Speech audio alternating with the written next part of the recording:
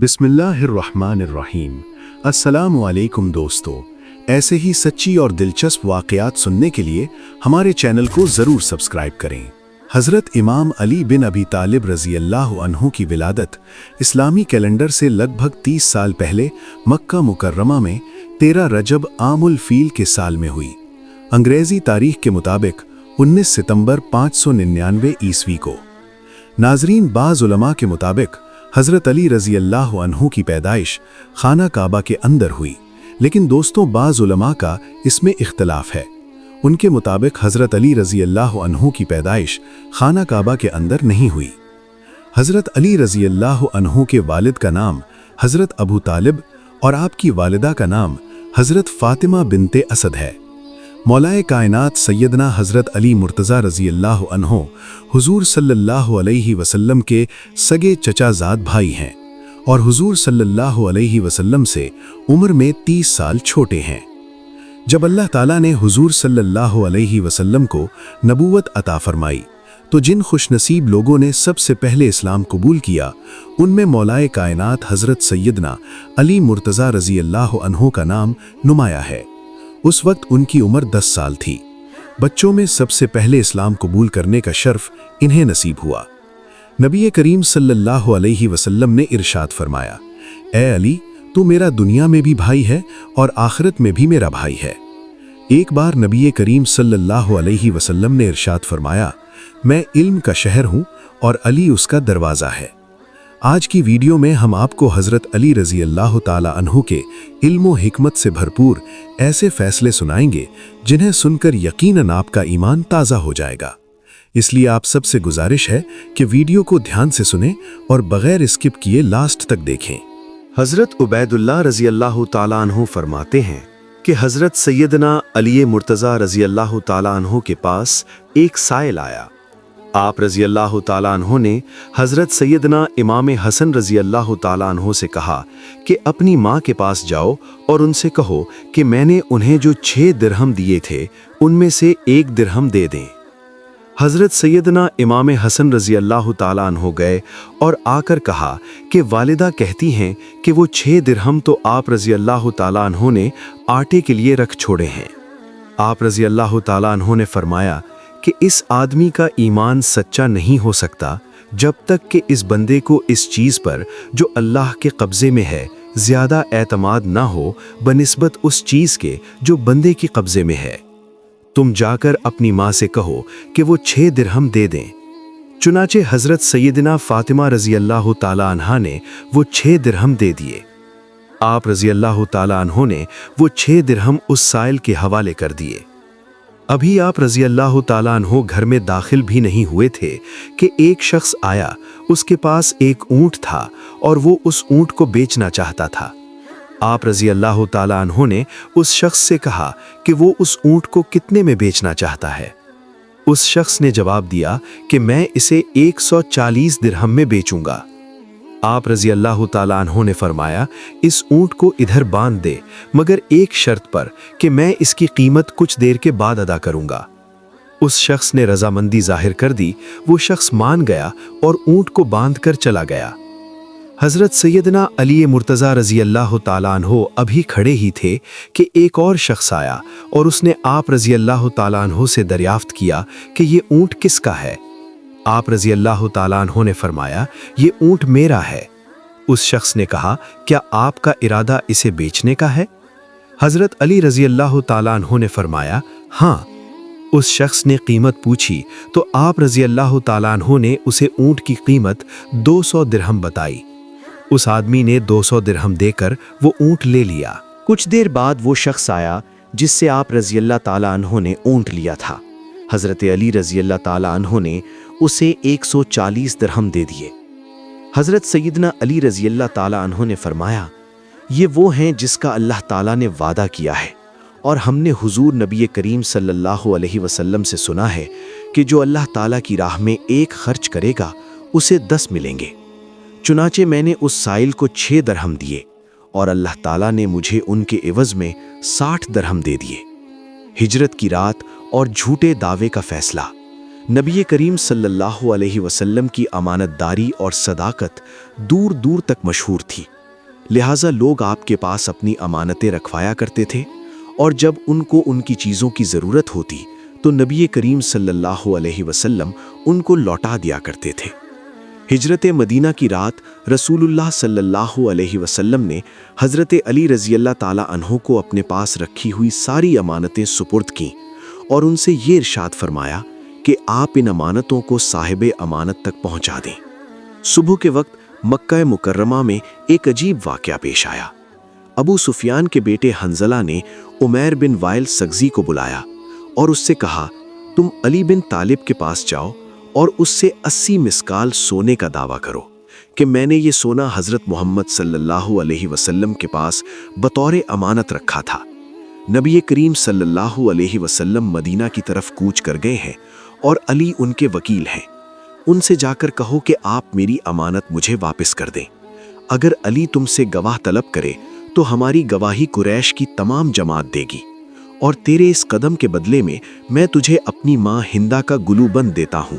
عمیر بن while نے حضرت علی رضی اللہ تعالیٰ عنہ کے پاس آ کر امانت کا دعویٰ کر دیا۔ حضرت علی رضی اللہ تعالیٰ عنہ نے اس سے امانت کی نشانی طلب کی تو اس نے بتا دی۔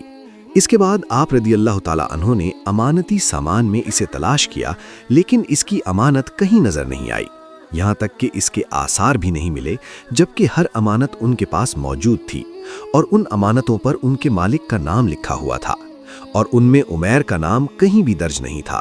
حضرت علی رضی اللہ تعالیٰ عنہ نے عمیر کو بہت سمجھایا کہ تم اس دعوے میں جھوٹے ہو، تم جھوٹ بول رہے ہو، لیکن اسے سمجھانے میں کوئی فائدہ نہیں ہوا۔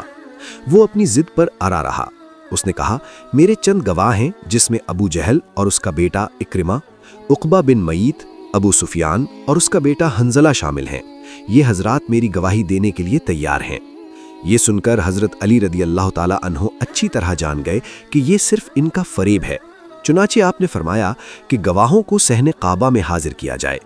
پھر آپ رضی اللہ تعالیٰ عنہ نے عمیر کو ایسی جگہ طلب کیا کہ گواہ عمیر کی بات نہ سن سکیں۔ آپ نے فرمایا، عمیر بتائیے یہ امانت آپ نے دن کے کس وقت رسول اللہ صلی اللہ علیہ وآلہ وسلم کے سپرد کی تھی؟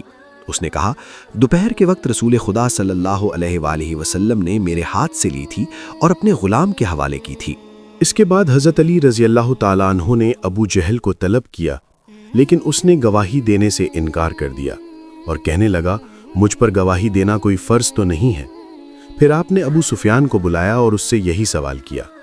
ابو سفیان نے کہا، غروب آفتاب کے وقت حضرت محمد صلی اللہ علیہ وسلم کے حوالے کی تھی اور آپ صلی اللہ علیہ وسلم نے اپنی جیب میں ڈال دی تھی۔ پھر حنظلہ کو بلایا تو اس نے گواہی دی، دوپہر کا وقت تھا جب یہ امانت حضرت محمد صلی اللہ علیہ وسلم نے لی تھی۔ پھر حضرت علی رضی اللہ نے عقبہ بن معیط کو بلا کر اس سے سوال کیا۔ عقبہ نے جواب میں کہا، محمد صلی اللہ علیہ وسلم نے یہ امانت عصر کے وقت لی تھی اور فوراً اپنے گھر بھیج دیا تھا۔ پھر حضرت علی نے اکرمہ کو بلایا اور اس سے سوال کیا۔ اس نے جواب میں کہا، محمد صلی اللہ علیہ وسلم نے یہ امانت طلوع آفتاب کے وقت لی تھی اور اس امانت کو فاطمہ بنت اسد کے گھر روانہ کر دیا تھا۔ جب عمیر نے مختلف اور الگ الگ گواہیاں سنی تو اس کا رنگ اڑ گیا اور وہ جان گیا کہ اب اس کی رسوائی ہونے والی ہے اور اسے مزید ذلت کا سامنا کرنا پڑے گا۔ چنانچہ اس کا رنگ زرد ہو گیا اور اس کے چہرے پر ہوائیاں اڑنے لگیں۔ حضرت علی نے فرمایا، اے عمیر، تیرا رنگ کیوں زرد ہو گیا اور تجھ میں تبدیلی کیوں ہو رہی ہے؟ عمیر نے کہا، علی رضی اللہ تعالیٰ عنہ، میں نے جو دعویٰ کیا دراصل وہ کسی کا مکر و فریب تھا۔ اب میں آپ کو اصل بات بتاتا ہوں، میں رسوا نہیں ہونا چاہتا۔ مجھے اس پاک بیت اللہ شریف کی قسم کہ میری محمد صلی اللہ علیہ وسلم کے پاس کوئی امانت نہیں تھی۔ اصل میں حنظلہ بن ابو سفیان نے مجھے لالچ دیا اور اس نے مجھے اس کے بدلے میں درہم اور ہندا کا گلوبند دیا، انہیں میں واپس کرتا ہوں۔ یہ سن کر قریش کے سر شرم سے جھک گئے۔ اسی وقت حضرت علی رضی اللہ تعالیٰ عنہ نے فرمایا، وہ تلوار لائی جائے جو کعبہ کے کونے میں موجود ہے۔ چنانچہ آپ نے وہ تلوار لی اور ابو سفیان کے سامنے رکھی۔ فرمانے لگے، اس تلوار کو پہچانتے ہو؟ ابو سفیان اور اس کے گروہ نے جواب دیا، ہاں، یہ تلوار حنظلہ کی ہے، یہ وہ تلوار ہے جو چوری ہو چکی ہے۔ حضرت علی رضی اللہ تعالیٰ نے فرمایا، ہاں، یہ تلوار حنظلہ کی ہے، لیکن اسے کسی نے چوری نہیں کیا، اس میں بھی تمہارا مکر و فریب شامل ہے۔ پھر حضرت علی رضی اللہ تعالیٰ نے ابو سفیان سے کہا، بتاؤ تمہارا غلام مالا اسود کہاں ہے؟ ابو سفیان نے کہا، وہ کسی کام کے لیے طائف گیا ہوا ہے۔ حضرت علی رضی اللہ تعالیٰ نے فرمایا، تجھ پر افسوس ہے، اگر تو سچا ہے تو اسے حاضر کر۔ ابو سفیان خاموش اور پریشان ہو گیا۔ اس کے بعد آپ رضی اللہ تعالیٰ نے سرداران قریش کے 10 غلاموں کو حکم دیا کہ زمین کے فلاں ٹکڑے میں گڑھا کھود کر مالا اسود کی لاش کو باہر نکالیں اور اسے صحن کعبہ میں لائیں۔ چنانچہ انہوں نے ایسا ہی کیا اور وہ ابو سفیان کے غلام کی لاش لے کر آئے۔ یہ منظر دیکھ کر لوگ اکٹھے ہو گئے اور اس قتل کی وجہ پوچھنے لگے۔ حضرت علی رضی اللہ تعالیٰ نے فرمایا، حنظلہ اور ابو سفیان نے اسے رشوت دی تھی اور اسے کہا تھا کہ اگر تو علی کو قتل کر دے گا تو ہم تجھے آزاد کر دیں گے، اور ان کا غلام اس پر راضی ہو گیا۔ حنظلہ نے اس کو تلوار دی، وہ اندھیرے میں چھپ کر بیٹھ گیا تاکہ مجھے قتل کرے۔ جب میں اس کے قریب گیا تو وہ کھڑا ہو کر تلوار سے میرے سر پر وار کرنے لگا۔ میں نے اس سے تلوار چھین لی اور ایک وار میں اسے قتل کر دیا، اور یوں اس کے مکر و فریب کا کوئی نتیجہ نہیں نکلا۔ عمیر نے جب یہ داستان سنی تو اس کا دل نور اسلام سے روشن ہو گیا اور اس نے کہا، اشہد ان لا الہ الا اللہ محمد الرسول اللہ۔ اس واقعے کے بعد حضرت علی رضی اللہ تعالی عنہ مدینہ منورہ کے لیے روانہ ہو گئے۔ روٹیوں کی تقسیم کا مشہور فیصلہ۔ روایات میں آتا ہے کہ 2 مسافر اکٹھا سفر کر رہے تھے۔ صبح کے وقت دونوں ایک جگہ پر کھانا کھانے کے لیے بیٹھ گئے۔ اس میں سے ایک مسافر کے پاس 5 روٹیاں تھیں جبکہ دوسرے کے پاس 3 روٹیاں تھیں۔ اس دوران ایک شخص کا گزر اس جگہ سے ہوا۔ اس شخص نے ان دونوں کو سلام کیا۔ ان دونوں حضرات نے اسے کھانے کی دعوت دی، چنانچہ وہ شخص ان کے ساتھ کھانے میں شریک ہو گیا۔ کھانا کھانے کے بعد اس شخص نے دونوں کو 8 درہم دیے اور کہا، یہ 8 درہم میں تمہیں دیتا ہوں کہ تم نے مجھے کھانا کھلایا۔ اس کے بعد وہ شخص چلا گیا۔ اس شخص کے جانے کے بعد ان دونوں مسافروں کے درمیان رقم کی تقسیم پر جھگڑا شروع ہو گیا۔ جس شخص کے پاس 5 روٹیاں تھیں وہ کہتا تھا کہ میرے پاس 5 روٹیاں تھیں اس لیے 5 درہم میرے ہیں، جبکہ دوسرا شخص کہتا تھا کہ نہیں، رقم دونوں میں برابر تقسیم ہونی چاہیے۔ جب یہ معاملہ حد سے زیادہ بڑھ گیا تو یہ دونوں شخص اپنا مقدمہ لے کر حضرت سیدنا علی مرتضیٰ رضی اللہ تعالی عنہ کی بارگاہ میں حاضر ہوئے۔ حضرت سیدنا علی مرتضیٰ رضی اللہ تعالی عنہ نے ان دونوں کی بات غور سے سنی اور فرمایا، جس شخص کے پاس 5 روٹیاں تھیں اسے 7 درہم ملنے چاہیے۔ دوسرے شخص نے آپ رضی اللہ تعالی عنہ کے فیصلے پر اعتراض کیا۔ آپ رضی اللہ تعالی عنہ نے فرمایا، یہ منصفانہ فیصلہ ہے اور اگر میں حساب سے فیصلہ کروں تو تمہیں 1 ہی درہم ملے گا۔ حضرت سیدنا علی مرتضیٰ رضی اللہ تعالی عنہ کی بات سن کر محفل میں جتنے لوگ بیٹھے تھے وہ بھی حیران ہو گئے۔ آپ رضی اللہ تعالی عنہ نے اس شخص کو مخاطب کرتے ہوئے کہا، تم دونوں کی روٹیوں کے کل 24 ٹکڑے ہوئے، ہر روٹی کے 3 ٹکڑے، اور ہر شخص کے حصے میں 8 ٹکڑے آئے۔ اب تمہاری 3 روٹیوں کے کل 9 ٹکڑے ہوئے، جس میں سے 8 خود تم نے کھا لیے اور صرف 1 بچ گیا، جبکہ دوسرے شخص کی 5 روٹیوں کے 15 ٹکڑے ہوئے، جس میں سے اس نے 8 ٹکڑے کھائے اور 7 بچ گئے۔ لہٰذا تمہارے 1 ٹکڑے کے بدلے تمہیں 1 درہم اور اس کے 7 ٹکڑوں کے بدلے اسے 7 درہم ملیں گے۔ حضرت سیدنا علی مرتضیٰ رضی اللہ عنہ کی بات سن کر 3 روٹیوں والے شخص نے آپ رضی اللہ عنہ کا فیصلہ قبول کر لیا۔ سبحان اللہ! بے گناہ لڑکے کی برات کا واقعہ۔